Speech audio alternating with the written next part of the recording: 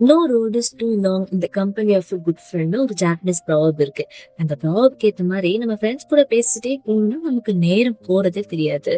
So daily matters என்ற author எழுதின ஒரு ஸ்டோரி இது. ஒரு உயரமான மனிதரும் அவருடைய செல்ல பிராணி அந்த நாய்க்குட்டியும் வந்து ரொம்ப தூரம் நடந்து போய்கிட்டே இருக்காங்க. தண்ணி தாகம் எடுக்குது. தண்ணி குடிக்கலாம்னு போது பக்கத்துல எதுவுமே இல்லை. சரி, போற வழியிலே நடந்து போய்கிட்டு இருக்காங்க. அப்ப தூரத்துல ஒரு தங்க சுவர் தெரியுது. அந்த சுவரோட வாசல்ல ஒரு காவலாளி படுத்திருக்காரு. அவர்கிட்ட போயிட்டு இது என்ன இடம் அப்படின்னு கேட்க, இது வந்து சொர்க்கம் அப்படின்னு சொல்றாரு. எங்க 2 பேருக்கும் தண்ணி தாகம் எடுத்து கொஞ்சம் தண்ணி கொடுங்க அப்படின்னு கேட்க, அந்த காவலாளி உங்க 2 பேருக்குலாம் தர முடியாது, உனக்கு மட்டும் தான் தருவேன், வேணும்னா குடி அப்படின்னு சொல்றாரு. அதுக்கு இவர் எங்க 2 பேருக்கும் வேணும், இல்லைன்னா எனக்கு தண்ணியே வேணாம் அப்படின்னு சொல்லிட்டு மறுபடியும் நடக்க ஆரம்பிச்சாங்க. இன்னும் பல மைல் தூரம் போயும் வந்துட்டு அவங்க தண்ணி தாகம் ரொம்ப எடுக்குது, கொஞ்சம் நடக்கலாம் முடியல, ஸ்ட்ரகிள் பண்ணி போறாங்க. அந்த மலையோட உச்சியில ஒரு ஃபார்ம் ஹவுஸ் மாதிரி இருக்கு. சோ அங்க வந்து ஒரு பெரிய மரம் இருக்கு. அந்த இடம் பார்க்கவே ரொம்ப அழகா இருக்கு.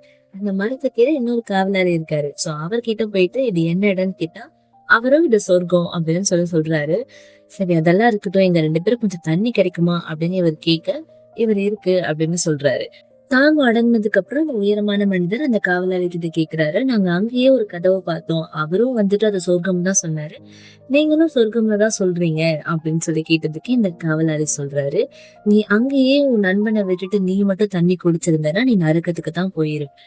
உன் நண்பனோட சேர்த்து நீங்க வந்ததுனால தான் நீங்க 2 பேரும் சேர்ந்து சொர்க்கத்துக்கு போறீங்க அப்படின்னு சொல்றாரு. So moral of the story என்ன அப்படின்னா, எந்த நிலையிலும் நம்ம ஃப்ரெண்ட்ஷிப்பை கைவிடக்கூடாது, நம்ம ஃப்ரெண்டை கைவிட்டு கூடாது அப்படிங்கிறதுதான். இது மட்டும் இல்ல, 100 பேர் நம்ம கூட இருக்கிற முக்கியம் இல்ல, நமக்காக ஒரு ஃப்ரெண்டு கூட இருக்கிறது தான் முக்கியம். சோ உங்க ஃப்ரெண்டு யாருங்கிறது கீழே டேக் பண்ணுங்க. தேங்க்யூ.